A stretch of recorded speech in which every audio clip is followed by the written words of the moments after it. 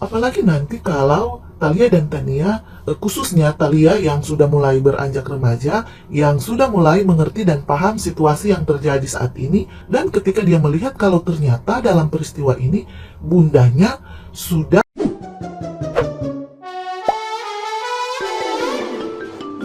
Dinamika konflik keluarga antara Ruben Onsu dan Sarwenda kini mendapat sorotan tajam dari netizen yang berbakti yang menilai langkah Ruben sudah kelewat batas. Seorang netizen yang berbakti dengan akun @mayenglin mengkritik Ruben karena terus hadir di berbagai podcast hanya untuk menyudutkan mantan istrinya demi meraup dukungan publik. Tindakan tersebut dinilai sangat egois karena secara langsung memicu hujatan masif yang merusak nama baik Sarwenda di media sosial.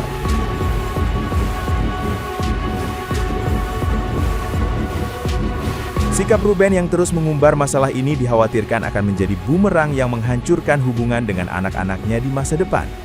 Thalia dan Tania diprediksi akan berbalik arah membela Sarwenda secara emosional setelah mereka beranjak remaja dan memahami situasi sebenarnya. Netizen yang berbakti menegaskan bahwa Sarwenda adalah ibu luar biasa yang telah mendidik anak-anaknya dengan sangat baik di tengah tekanan situasi sulit tersebut.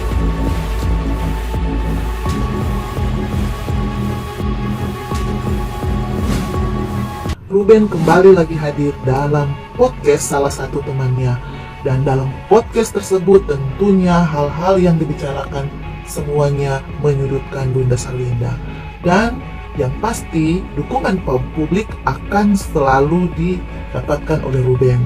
Mungkin bagi Ruben, berbicara dalam setiap podcast adalah sesuatu hal yang benar yang bisa dia tunjukkan kepada publik, kepada anak-anaknya, bahwa dia terus berjuang untuk mendapatkan haknya sebagai ayah untuk bertemu dengan anak-anaknya. Namun bagi anak-anaknya Thalia dan Tania, apakah itu adalah tindakan yang benar?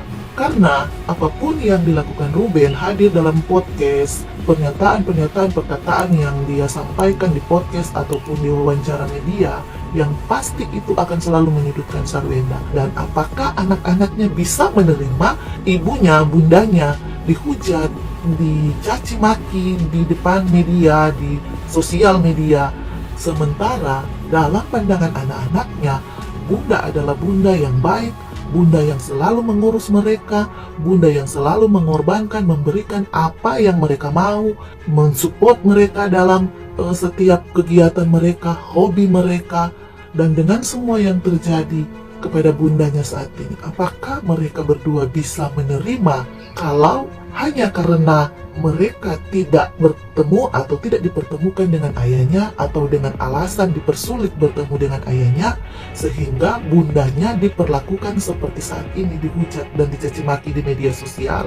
Apalagi nanti kalau Thalia dan Tania, khususnya Thalia yang sudah mulai beranjak remaja, yang sudah mulai mengerti dan paham situasi yang terjadi saat ini, dan ketika dia melihat kalau ternyata dalam peristiwa ini bundanya sudah ada upaya untuk berdamai dengan Ruben.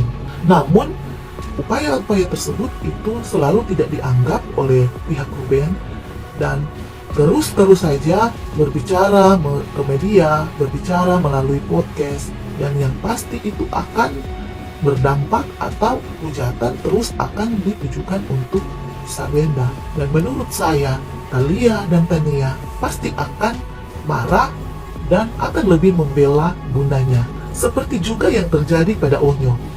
Ketika dia berada di pihak Ruben, ketika katanya Ruben sudah menceritakan semua tentang apa yang terjadi di kehidupan rumah tangga Sarwenda dan Ruben, dengan otomatis Onyo berpihak di pihak Ruben.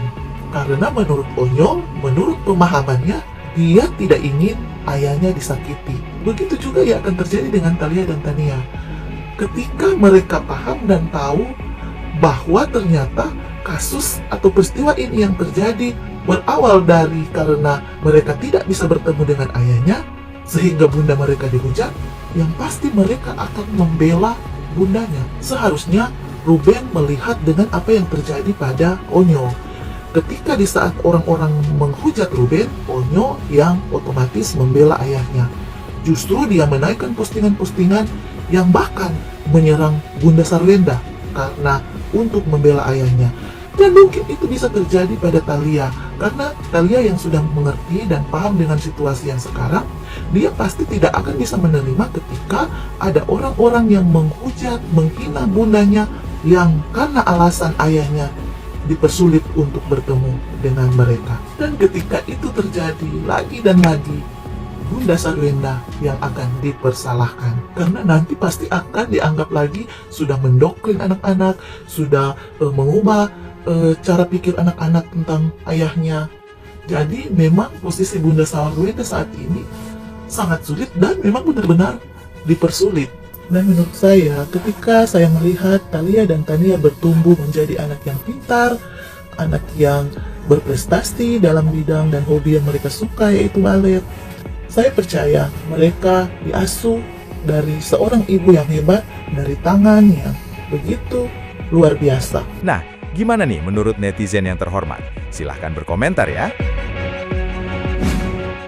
Menurut aku ini laki-laki egonya ego kelas tinggi, amnesia. Sedangkan dia waktu kecil pas jualan, anak-anaknya aja diajak live lu sama dia.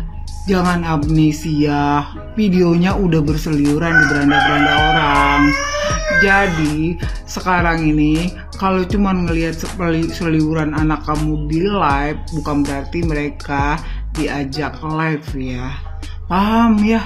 Kalau kamu yang suka mengeksploitasi anak, jangan bilang mantan kamu itu mengeksploitasi anak. Dari kecil, anak yang kamu pungut itu, kamu eksploitasi. Kamu bikin dia konser, supaya apa? Supaya cuan banyak ke kamu.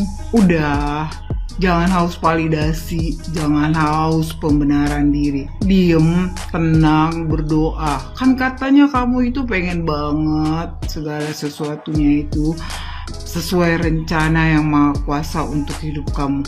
Harusnya kamu gak usah pergi podcast sana, podcast sini untuk membenarkan diri. Ini namanya kamu ya, satu udah amnesia, terus haus validasi gitu loh, haus pembenaran. Jangan terlalu egois, jangan terlalu sombong, biar masalah ini selesai. Mantan istri kamu aja santai, tenang, gak speak up sana sini. Kamu udah kemana tahu speak up-nya. Coba ya, jangan ngerasa baik, tapi kamu sebenarnya bukan orang baik. Tapi kamu orang yang cuman pencitraan doang. Guys, aku terbaca berita ya, katanya pihak Ruru bersedia mencabut gugatan hak asuh anak kalau terjadi beberapa kesepakatan dengan pihak Sarwenda tentang hak asuh anak. Nah, yang jadi pertanyaannya, kemarin itu kan mereka sudah sepakat nih dengan pengacaranya Sarwenda akan diadakan pertemuan tanggal 11 Juli ya. Kalau misalnya tidak terjadi kesepakatan tanggal 11 Juli itu ya, dan tidak dapat titik temu, mereka boleh mengajukan gugatan hak asuh anak. Tapi sebelum tiba tanggal 11 Juli itu mereka udah melayangkan gugatan hak asuh anak. Dan sekarang setelah mereka memasukkan gugatan itu, muncul lagi narasi dari mereka. Kok lucu ya? Kok lucu? Kenapa lucu? Kenapa mereka harus mengajukan gugatan sekarang sementara mereka udah sepakat tanggal 11 Juli ada pertemuan? Terus sekarang setelah mereka mengajukan gugatan, katanya mereka bersedia mencabut gugatan jika terjadi kesepakatan damai dengan pihak SW. Terus kenapa gak harus nunggu tanggal 11? Kenapa harus sekarang gitu? Tapi masih memilih jalan itu tadi, mediasi tadi. Kayak mana ya bilangnya ya? Biar jangan dibilang, aduh gak ngerti lah aku. Ada yang bisa jelasin gak sih? Agak-agak aneh kurasa. Kenapa mereka udah sepakat gitu kan? Tanggal 11 Juli diadakan pertemuan ya. Pihak Sarwenda juga sudah siap gitu ya untuk membicarakan ya, supaya ada titik temunya gitu. Tapi mereka akhirnya mengingkari perjanjian ini ya, mengingkari kesepakatan lah bisa dibilang, mengingkari kesepakatan untuk pertemuan tanggal 11 Juli dan mengajukan gugatan hak asuh anak sebelum tanggal 11 Juli tadi terjadi pertemuan. Ujung-ujungnya masih ke pertemuan juga gitu kan. Kalau tercapai kesepakatan bersedia mencabut gugatan. Agak aneh kurasa, gak masuk akal aku. Kalau memang niatnya mau ini ya, mau menyelesaikan tentang hak asuh anak tadi, kan sudah ditawarkan itu pertemuan tanggal 11 Juli ya. Terus kenapa tanggal 11-nya, kenapa sekarang mengajukan gugatan hak asuh anak, tapi ujung-ujungnya bersedia mencabut gugatan jika terjadi kesepakatan? Sehera. Hei, si paling ayah, kamu gak terima, kamu gak suka anakmu dekat sama orang lain. Tapi kamu memilih meninggalkan ibunya, meninggalkan anakmu, dan memilih jalanmu. Kamu tahu nggak, anak kamu itu kan masih kecil. Jadi butuh sosok ayah di sampingnya yang selalu ada untuknya, mengajarinya, mendampinginya, mesemangatinya, memeluknya, gitu kan. Kamu kan nggak bisa setiap hari mengasih seperti yang ucapkan tadi, ya kan. Jadi gini loh, kamu tahu kan konsekuensinya kalau sudah berpisah dari ibunya, berarti kamu harus siap dong kehilangan waktu anakmu untukmu, gitu loh.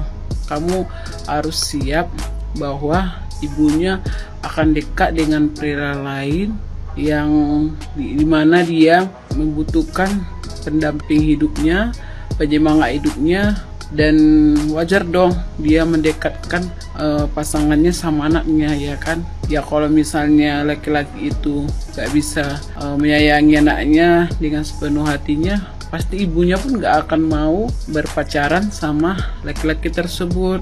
Harusnya di sini RO dan si paling ayah, harusnya kamu di sini senang ada orang yang menyayangi anakmu dengan setulus hati, gitu loh. Bukan kamu malah buat huru-hara, buat drama sehingga masalah ini makin besar, sehingga di sini yang dikorbankan adalah mental anakmu, gitu. Kan anakmu bahagia terus sama laki-laki yang sekarang jadi pasangan ibunya. Lagian kan kalau kamu kangen sama anakmu, mau ketemu kan bisa kamu temui. Kamu kan tahu alamatnya, kamu tahu kan sekolahnya. Kan bisa juga kamu hubungi dari handphone, gitu loh. Jadi please deh, gitu. Kamu berani ngambil jalanmu sekarang, jadi kamu harus siap dengan konsekuensinya. Ya, semoga kamu paham ya, si paling ayah. Netizen, mau tanya dong. Jadi berita yang lagi heboh saat ini di setiap podcast itu, ya, yang aku perhatiin ini podcast kayaknya jaringan baru ya, akun baru gitu ya. Mereka nih ngebahas soal persugihan, ya. Orang diseret-seret nih, cewek yang pernah dianggap numpang tenar sama mantan lakinya dulu, nggak ada apa-apanya, bahkan ya diangkat dari lumpur. Kalau dari kacamata netizen nih, dia dulu tuh seringnya dasteran, jarang makeup, ngeborong semua pekerjaan rumah, bahkan ya lampunya rusak dia yang benerin loh. Pernah manjat loteng juga buat benerin loteng. Tapi nih, yang gue heranin, yang kaya kan lakinya, ya kan? Yang kaya lakinya, yang banyak aset lakinya, yang terima banyak job juga lakinya, ya kan? Yang dianggap kaya raya lakinya, ya kan? Dia nggak ada apa-apa beneran. Setelah cerai pun dikasih rumah yang konon katanya itu rumah udah digadai. Jadi masa dia melakukan persugihan tapi masih hidup susah? Kayak mana? Memangnya ada orang yang rela melakukan persugihan memperkaya orang lain? Kalau ada nih, tolong dong, aku mau satu. Beneran? Emang ada orang yang rela melakukan persugihan tapi dirinya tidak mendapatkan apa-apa, mendapatkan tuduhan, mendapatkan hujatan, tapi masih susah gitu loh, ya kan? Bahkan sampai diboikot sekarang katanya, ya, diboikot sama brand-brand katanya. Udah lama ndak live, udah lama ndak kerja katanya. Susah kan? Nah, cuman dianggap melakukan persugihan. Harusnya nih, ya kan, kalau dia melakukan persugihan, ya kan, dia itu menjadi kaya raya, banyak asetnya, banyak pekerjaannya, namanya selalu bersih. Ya kan, ditutup sama jin, ya kan, dibantu sama jin, didukung sama banyak orang. Kenapa? Karena didukung sama jin. Nah, jadi masa iya dia melakukan persugihan tapi masih banyak mengalami beban hidup ini? Nggak percaya aku. Kayaknya ini yang menuduh dia melakukan persugihan otaknya ada di dengkul. Menurut kalian gimana?